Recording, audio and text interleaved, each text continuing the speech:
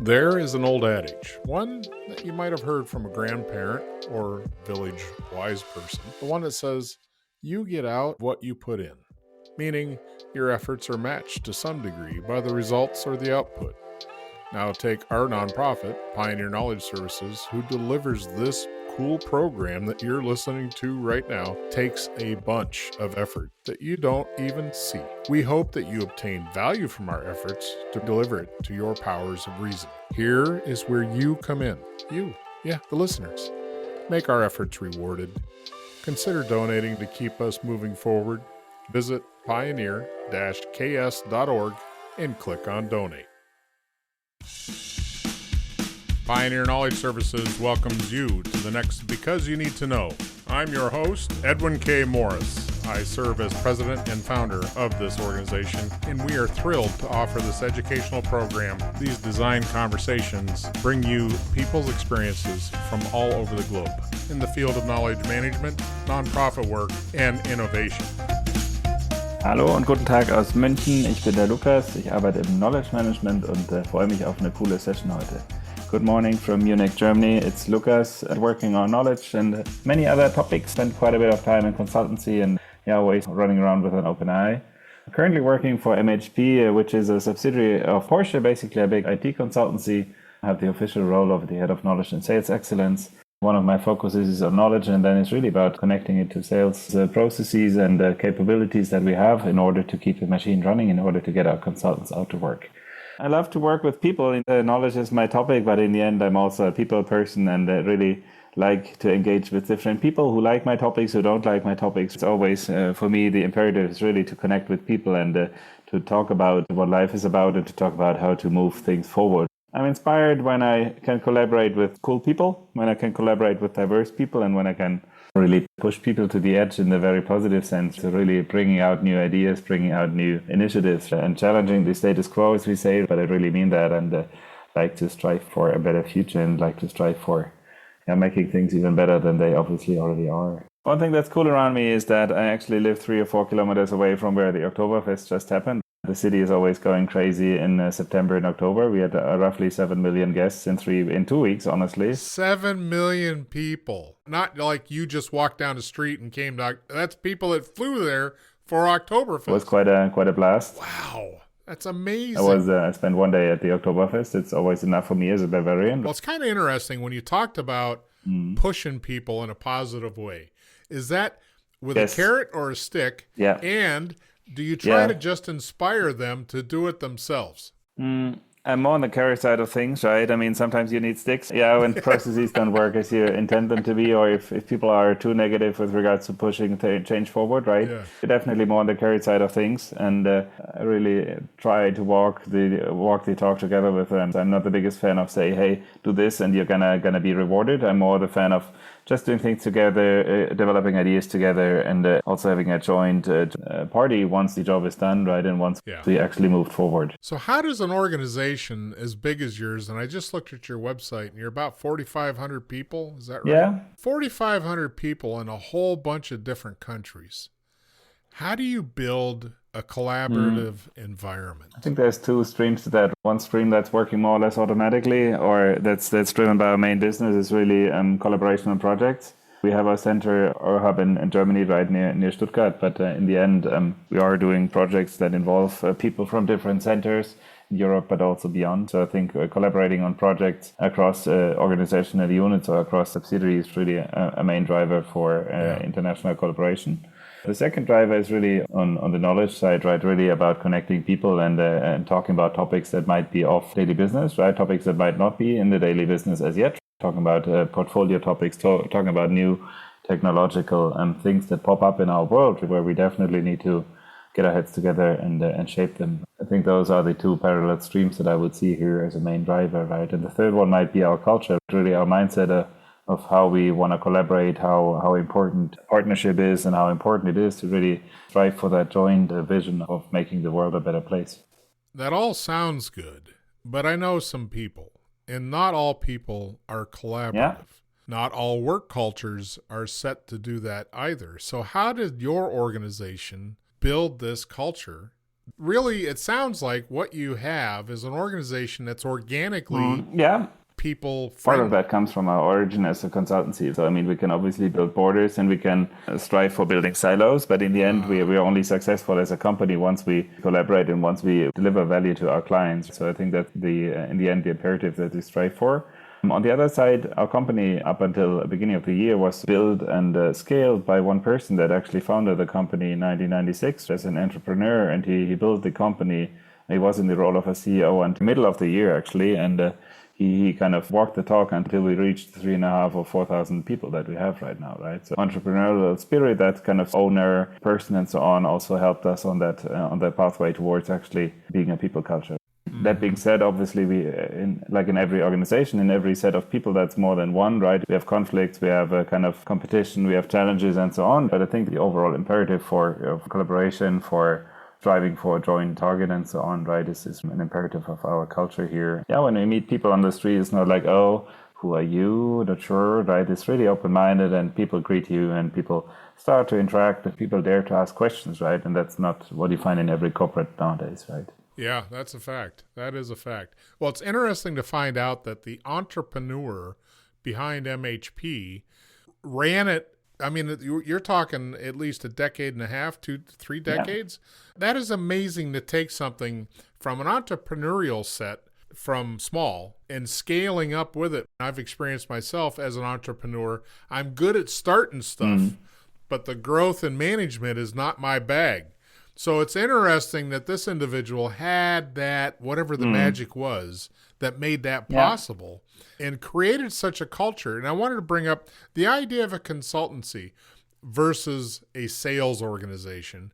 I think there's a different mindset, and depending on the corporate culture, the consultancy is built to make each other smarter in order to serve whoever the customer is. That's the ultimate goal, right? So that's where that collaboration gets a good start. What advice would you give to any organization trying to get a more collaborative, not agreeable, but collaborative culture going at their organization? I think in order to be really collaborative, you need to look at the element that's involved in being collaborative, meaning the people side of things. I'm seeing that in my role as head of knowledge every day, more or less, right? That people kind of scientifically join forces and get into some top-down defined projects. And now it's like, and I heard some speech about that at the conference in Berlin last week. Really, those top-down administered community groups or working groups or whatever you call it, right? It's like, hey, you need to collaborate on a project. I find that kind of dangerous because in the end, I mean, I'm always a big fan of people wanting to collaborate and people who have an intrinsic motivation to actually strive for a topic.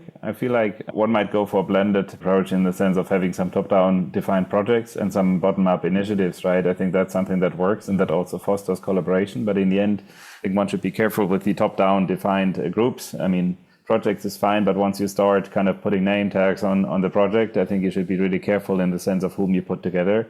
If it's top management who puts together the project team or if the team can nominate themselves. It's a small change, right? It might sound like, okay, it's inefficient in the end, right? Because we need to wait for people to sign up and so on. On the other side, if you look at the contribution that everyone makes and the support and the commitment about the behind the project, right? I think that's quite a change in perspective and quite a change in speed. That idea of creating a project and asking for who wants to work on this project seems like an alien concept to me in my experience because, you know, hey, we got to get X done. You, and you go get it done. That's the normal. I think the expectation should go towards what you're saying, where you set out the design and the purpose and intent and the project. Yeah. Okay, who wants to jump on this? Because then you get people with passion that want to be there. And in the end, I think that's also something that helped talking about the growth of our company in the past years. I think that's also something that really helped our development because we only grew organically, so we didn't buy any company as yet. It's 100% organic growth up until today, meaning that people in the company for over 20 years, some of them I have quite close contact with, and they really live the company. They know it. Back in the days, they knew everyone, so it's like, oh, I don't know where to go. I need to call colleague XYZ. He'll figure it out. I think that's also something that helps to the company to grow organically. That helps the culture to grow in a way that we want it. On the other side, it also helps if you twist it around and think about those top-down projects. As long as management knows whom we have and who knows what and who wants what, that also makes things a bit easier and more efficient, let's say, also in a top-down setting, as I just mentioned. It's always a question of sizing, a question of really who's the one deciding who's going to be on a project, right? There was an article, and I can't cite it right now, but there was an article in the last 2 years that said they predicted that middle management in most organizations was going to go away. Do you think that's a valid estimation of how things will work? Honestly, I think that's going to be even more important than early on because companies are going to grow. I just spoke to one of my junior leaders in my team about the sandwich position that she's in, the people from top and people from the bottom that actually, or people from both sides, as I prefer to say, right? Because people from both sides are reaching out, coming up with requirements and questions and complaints and you name it, right? So in the end, I think one can always discuss the span of control of leaders. That's a discussion that's particularly interesting and en vogue, let's say, in the consulting industry. The larger the span of control, the more people you can manage efficiently. That's a true point, and I get that, right? All the technological changes that we are encountering, all the new tech that's coming up, that we really should keep up is the people flag in the end, and making sure that we actually continue to take care and take even better care of our people moving forward. And I'm not sure if that's going to be feasible with that big distance. And on the other side, if a CEO or a C-level is suddenly responsible for managing, I don't know, a couple hundred people, I'm not sure how that's going to fit their schedules, right? Yeah. Right. It's definitely a challenge, I would say. Yeah. What would you say are your top 3 tools as a knowledge management professional that you rely on heavily? I think Teams is right now quite an important tool to connect with people, to foster community work, to interact on topics, to have some first discussions. I'm not the biggest fan of doing too much in written, so I'm more the person that likes people to connect and likes people to interact with each other. Email is fine, but I think it's really about getting people connected. So I think one thing is Teams/Outlook. The other one might be our knowledge platform that we built for our company. That's not the most heavily used yet, but that's also about cultural change, about getting the organization to onboard even better than they already do on our journey, which is obviously a long-term transformation. The third one, having a hard time thinking about a third one. Can the way you talked about the collaborative element in your organization, the word that came to me was community of practice. Yeah. I mean, would you say that's a big part? It definitely plays quite a big role. With us, it happens mainly in Teams since we don't have another platform for that. So that's why maybe it's about calendar management in Outlook. It's about connectivity in the broader sense in Teams, and then it's about our knowledge platform with collecting content. Maybe those are the 3 forces that we're looking for. The thing you talked about, onboarding folks into this culture, I can't remember how you said it, but it was absolutely genuine. How do you hire to get people you want that are going to be collaborators? Funny, because I just came out of a training today where we talked about introducing semi-structured interviews for our recruiting process, where we not only look at the more content-related aspects of a candidate, but we also looked at competencies and what's must-haves and what's nice-to-haves in terms of what we require. In the end, I think it's really about trying to find out as much as possible about a person before you hire them. I hear that quite a bit, that people, especially in the technical space that we're working in, people are looking at, okay, do I have cloud certification XYZ? Do we have this? Do we have that? Do we have all the required work experience, right? But in the end, I mean, what we better should look at as well, in addition to the more content part, is really about the personality, about competencies, about collaboration skills, goal-oriented leadership, client orientation. I think that's also quite a big topic, right? How to actually collaborate with your client in a very efficient and effective way. Whoever that client is, by the way, right? It might also be internal clients, internal departments that you collaborate with. And I think the devil's really in the detail, and the devil's in looking at both sides of things. I mean, it doesn't help to hire someone who's the most collaborative person ever, jumping on the table at every Oktoberfest party, right? It doesn't help to have the tech nerd either who doesn't speak to anyone else, right? I think there's plenty of extremes here. What I'm trying to say is I think it's really about looking at different perspectives of people and making sure that it's a good fit for the particular position, but also one step further to look at, okay, that's what we also discussed today, right? Are we hiring people for our team, or are we hiring people for our company? That's quite it's quite a big question in the end, right? I mean, first of all, you obviously hire for your team, but your team is not working on an island, right? Without any connection to the outside. Whatever team we're hiring into, we're also hiring into the broader context of our organization and into the broader context of our culture. That sounds like to me is you're hiring. It's a dichotomy of hiring for what you need today and hiring what you're going to need from 5 years from now. Yeah, you're trying to future-proof where you're going by making sure skills and aptitudes and all those things that people can adapt to whatever's next.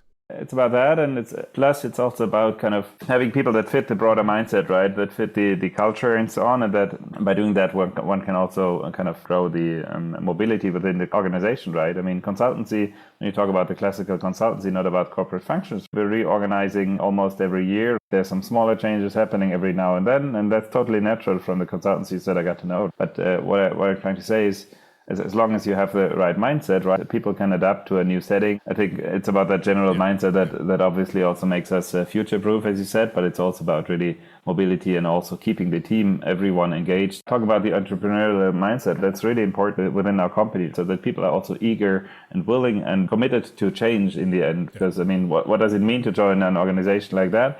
It means constant change, right? It means adapting to new topics. It means adapting to new leaders, to new abbreviations, you name it. Yeah. That requires a continuous learner. Not all people are engaged in continually learning and changing. Is that one of the indicators for when you hire? It's like, oh, what was the last class you took? Or, what have you learned lately? Yeah. Or how do you... That's a great question here. How do you even evaluate somebody if they are of that mindset of wanting to learn? It's also about finding the right mix within a particular team to figure out, okay, do we need the tech nerds in here, right, just to cover a topic with our client? Tech nerds that stay in their house, they don't move out of their home office, right, and they just do their job, right, and they're great at doing that. And where do you need the people that, going back to Oktoberfest, are the first ones to dance on the table and keep the client going and whatnot? So in the end, I think it's really about building the right mix and to answer your question. But I think it's really about getting those great, innovative, inspiring, committing leaders and front figures that really forward, create a pathway for future, right? And it can engage others. And then it's about people who actually are first followers, second followers, and so on. And then it's about people who do a great job but are simply not the most pushy persons. Keeping that in mind also when people are leaving the company and some new people coming in, people going out, people switching roles. It's not about, okay, I look at that 1st of Jan and then it stays the same. As a leader would like to wake up to and look at every day in the end, or at least once a week, right? Talking about team dynamics, external influences, new projects, what you name it. What did you learn at the KM conference? And let's first title that. Okay, this is the what KM conference and where was it? So last week I was in Berlin at the knowledge camp organized by the German Association for Knowledge Management, GFWM. It's basically a bar camp format by origin where people can come with their topics. Basically, if we were to take it to extremes, we wouldn't have an agenda and we just come together and push our topics. What they did was to have a combination of curated track where they had, I think, 25 or so speeches. And they also had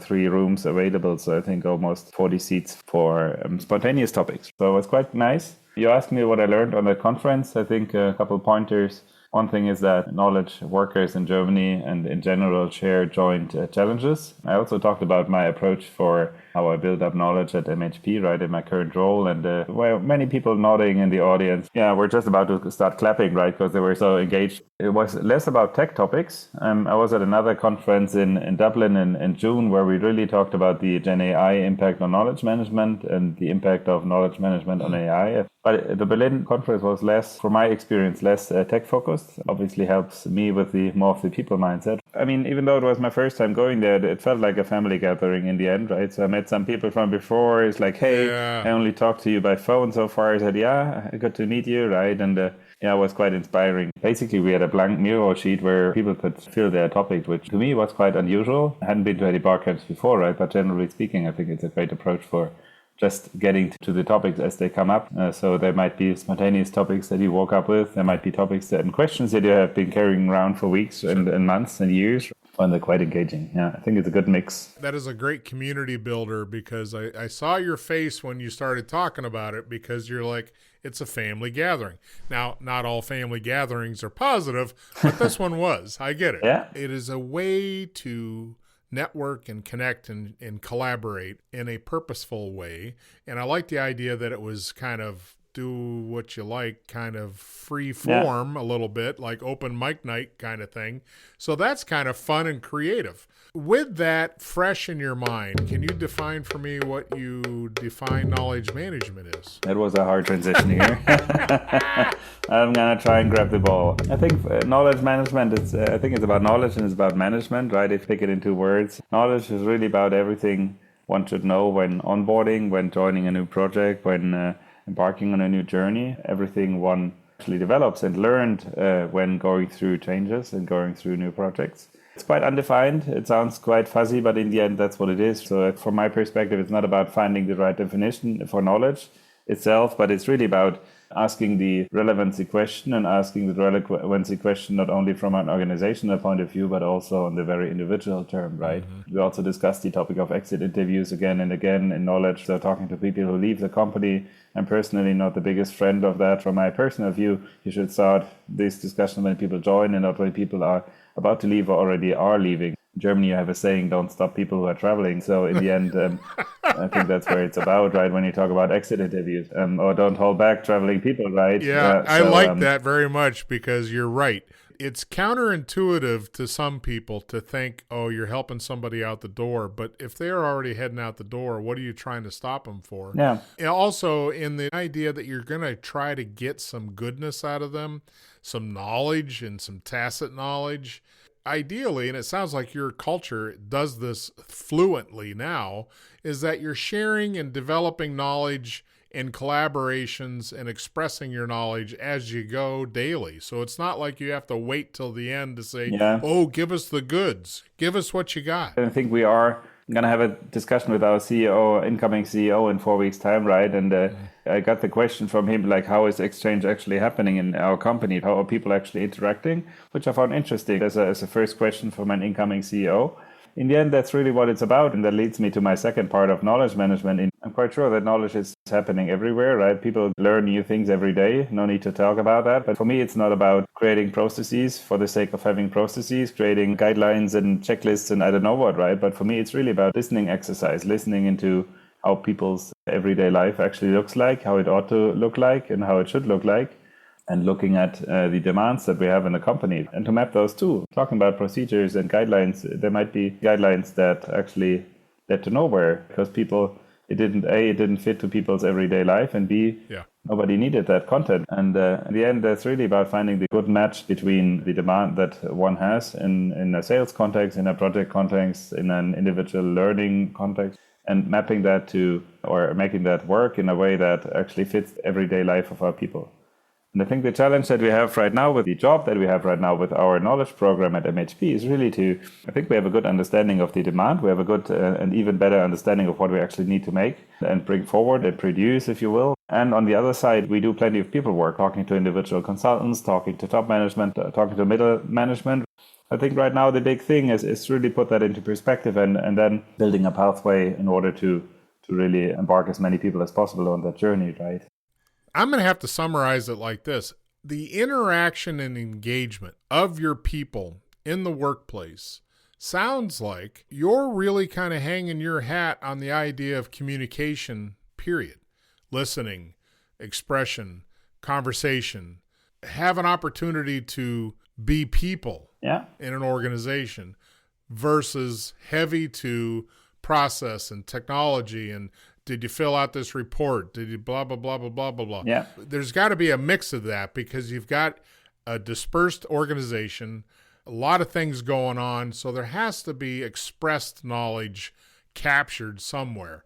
Would you say you're about 50-50 between people to people and then people to tech as far as your communication structures? We're definitely higher on the people to people side. Yeah. The tech side is important. The tech side is something that we already worked on and will be continuing to work on. And we should start thinking about tech once we have the people on board. My first knowledge system was a SharePoint-based application, and they had a two-step approval process for uploading our content to a SharePoint platform. Surprise, there were over 200 items actually stuck in that approval workflow. And people were thinking about, okay, why don't people contribute to the platform? So, and in the end, I think it's, wherever I turn, I end up at the people side of things, right? In making sure that people are on board and then As soon as we have people on board, we can actually do something. Kind of, as I said, it's the dusty SharePoint platform because nobody actually uses it. Both things are important, as you said, right? It should be 60, 40 or so, with 60 on the people side, right? So I think people is in the end more important, slightly more important than the tech side from my personal view. Honestly, as you said, it starts with people. It all started with your concept of inspiration. Going back to the carrot and the stick. Yeah. How do you inspire somebody to care and to engage and to be involved? And I think most organizations face that same challenge, especially in an organization or an industry that may have a lot of transitory people. They come and go, so you don't have any consistency to some degree. So it's always going to be a challenge. Give me your final thoughts on what advantage does generative artificial intelligence provide for a company? When you think about Gen AI and the impact of organizations, I often think about tools and big machines that are used in farming. In the end, there was a life before those machines where we worked with horses, where we worked with cows, and we did our farming. We survived. We had some grain. We had whatever. With all those new machines that are on board, life gets particularly easier for the horses, but also for us, and we have an efficiency increase. But it was possible before that. And that's an analogy with regards to Gen AI. There are some processes that are going to be much more efficient and effective being supported by AI. But in the end, we cannot deny that AI is not going to substitute everything we do. And it's definitely not going to solve the people problems and people challenges and people chances, to put it positively, that we have in our organization. Technology can help us out on some standard tasks and so on, and maybe on some more repetitive tasks. But it's about creating space for that you can use for other more creative, more innovative, more human. So in the end, what I'm looking at is AI in the sense of artificial intelligence. Yes, great. But one should not lose sight of the non-artificial intelligence activity that we have that the machine definitely doesn't have, if you ask me. Yeah, well, you bring up a hot point right there. The true creativity is in the human framework to a degree. The unpredictability of where things are going to go with the combination of bio and tech someday, we may enhance ourselves to be more creative. But right now, generative AI is, as you said, it brings a better efficiency, right? It brings a new efficiency, an ability that wasn't there before. But will it be the end all?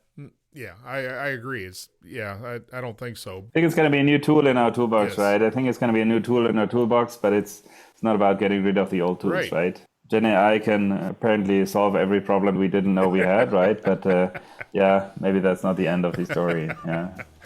All right, my friend, you have a great conversation ahead with your COO. Let's hear what things are going like in another couple of years. I'll give you a call back. Will do. Looking forward to that. Thanks. Thank you for joining this extraordinary journey, and we hope the experiences gained add value to you and yours. See you next time at Because You Need to Know. If you'd like to contact us, please email byntk@pioneer-ks.org or find us on LinkedIn.